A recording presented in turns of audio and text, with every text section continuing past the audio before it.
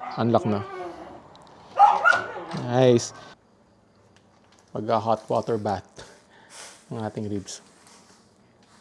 Yan.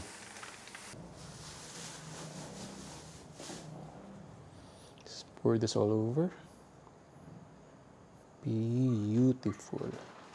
Good day mga ka-foodies, this is Jayzar. Recinto. Welcome back to my channel. It's a beautiful day today and I have a very special vlog for you.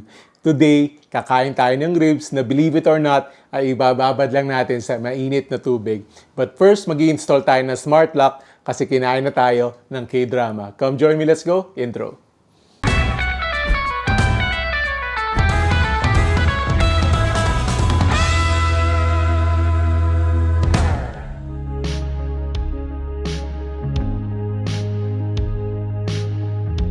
Na-mention ko naman sa mga previous vlogs ko na we have this goal of achieving a smart home. So kaya nag-install kami ng mga CCTV, mga home alarm system, among others. So isa sa mga naisip naming i-install ay smart lock. So papakita ko mamaya, ini-install yan ng G-Cube Design and Build. So sila yung nag-design at nag-build ng bahay namin. So sila din ang mag-i-install ng smart lock namin.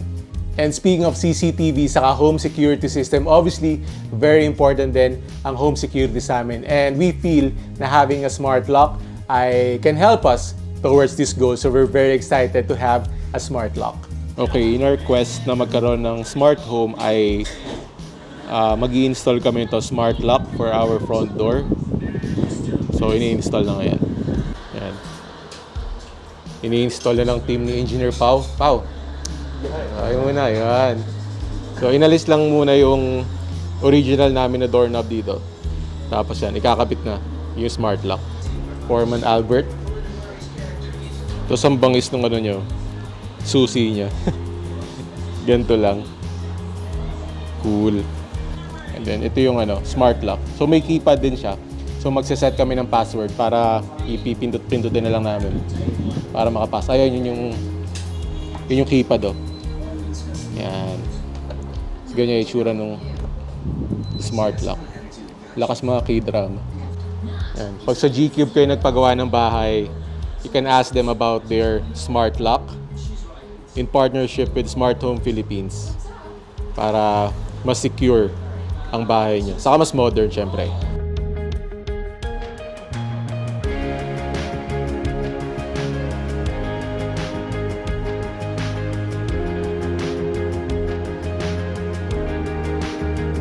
Yan, malapit na to. Konting kembot na lang. Yun, ang saya ko lang. Kasi ilang araw na akong wala nakikitang ris. Kanina pagtingin ko, may isa pang ris. Nakatago sa ilalim. That has my name written on it. Come to Papa. Hahaha. Baka may naliligaw pang isa. Magpakita ka na. Wala na talaga. Yan, so isa-set lang natin yung fingerprint ni Jean sa app para makapasok siya. Okay. Press.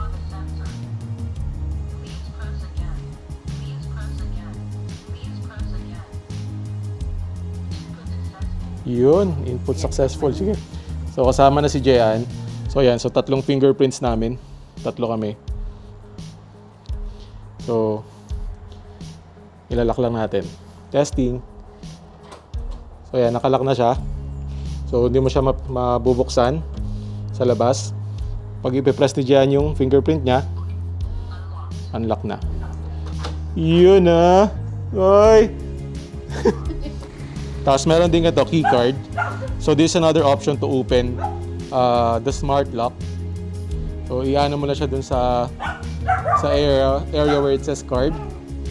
Ayan. So scan mo lang siya. Unlock na. Nice. And then syempre may option din, may keypad kayo. So meron siyang password na ako yung nag-generate. I-enter mo lang siya dyan to unlock. Syempre hindi ko napapakita kung ano yung combination, which is nice. So, bali, meron 3 options. Again, card, yung keypad, and then fingerprint. This is our dinner. So this is from Woodburn. So 6 hours smoke na St. Louis ribs, extra large. So luto na to. Finreeze lang namin, then tinaw namin to room temperature. Tapos i-reheat na namin siya. So there are two options, hot water and the oven. Doon tayo sa recommended, which is very simple enough. Isa-submerge lang natin siya sa pot of boiling water for 20 minutes or hanggang 1 minute. So this is dinner. And for our dessert na uunahin na natin, we have the sweet balls. So basically, this is takoyaki, but instead of the taco or the octopus ay mga sweet yung filling niya. So yan. So this is s'mores. Ito yung ano ko pina-reserve ko sa akin. So, ganito yung tsura niya. Not sure if you can see. Yan. Merong sweet feeling sa loob. Let's try it.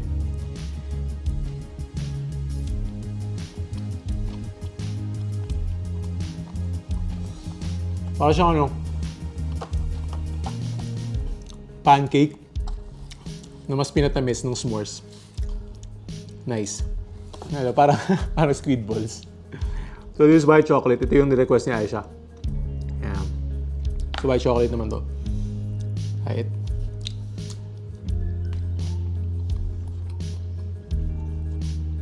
Nice. Dessert siya, pero ang bigat sa tiyan, nakakabusog. Right now we're boiling a wok of water. So pag nag-boil to, papatayin lang natin yung fire. Tapos ilalagay na natin yung ribs. Siyempre yung ribs masarap, may kasamang gulay. Sakto, meron tayong lumpia filling by Kusina ni Maria.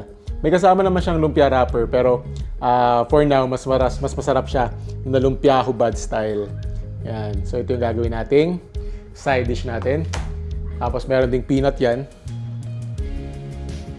And garlic. Sa totoo lang, this looks good enough to eat kahit room temperature. Kasi luto na siya eh. Pwede na siyang kainin. Pero ako kasi ay mas gusto ko yung pagkain na na mainit. Na kakaluto lang or iniinit. So, yun ang gagawin natin yun. Yun nga lang, it looks like hindi siya kakasya dito sa wok. Kasi ganun siya kalaki. This is extra large. And they're not kidding when they said na extra large. So, napakalaki. Hindi siya kakasya dito, so we just have to move this around later on. And then may kasama siyang glaze. Parang isa lang naman to. So, dagdag pampalasa. Pag luto na ay we're gonna pour this all over the ribs.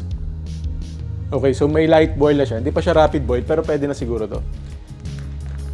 So, ilalagay na siya natin. The good thing about this, hindi mo na siya kailangang alisin sa bag. Hindi mo na siya kailangang ilipat sa isang container. Ito na mismo. So, this is food grade. Pwede siyang mainitan. So, ilalagay na natin siya. Dahan-dahan, patayin muna natin yung apoy. And then, pagka-hot water bath ng ating ribs. Yan. Medyo kasya naman pala. Kasi, yan.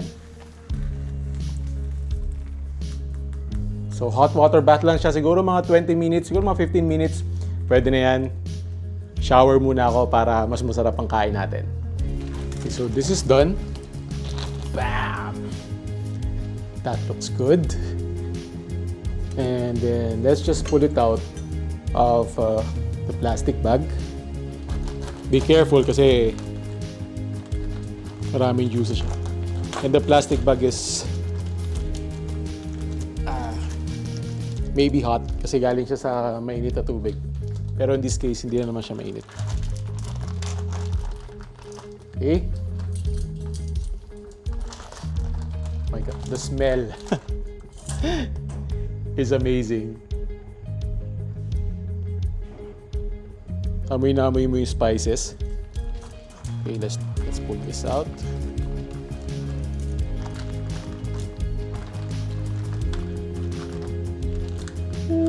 Wait.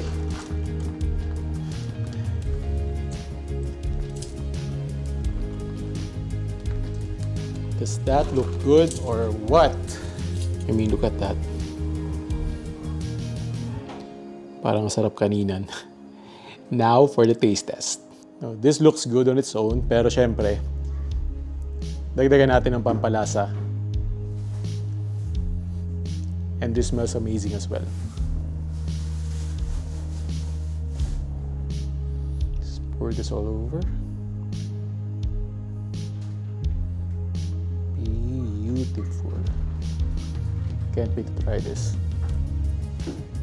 Okay, so time for the taste test. This is falls off the bone. And it's falling off the bone.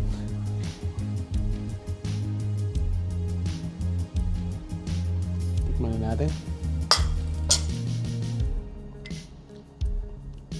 Yung nalaglag isang big chunk.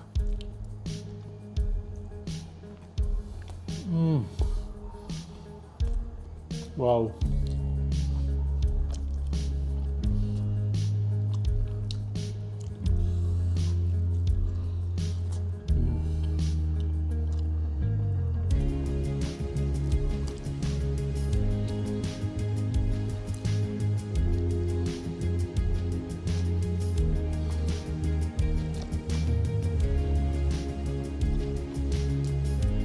Sarap ba?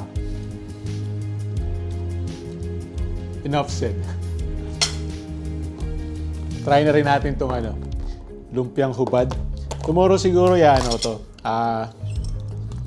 Gawin kong lechon tuloy. Gawin kong lumpiang prito. Tikman lang natin. So lagyan natin ng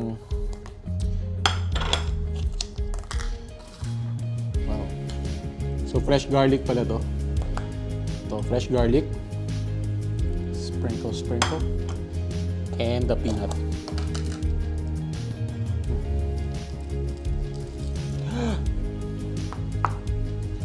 Works for me. Nabubo. Try natin.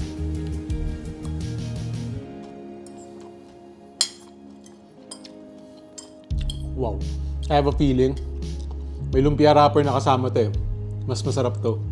Karap mo sa lumpia. Tapos prito mo. This is gonna be our lunch tomorrow. For now, side dish muna siya dito. That's it for today's vlog. Thank you for joining me. Sana nag-enjoy kayo. And if you did, make sure to click on the subscribe button and notification bell and watch me on the vlog right here. Thank you for watching. I'll see you in a bit.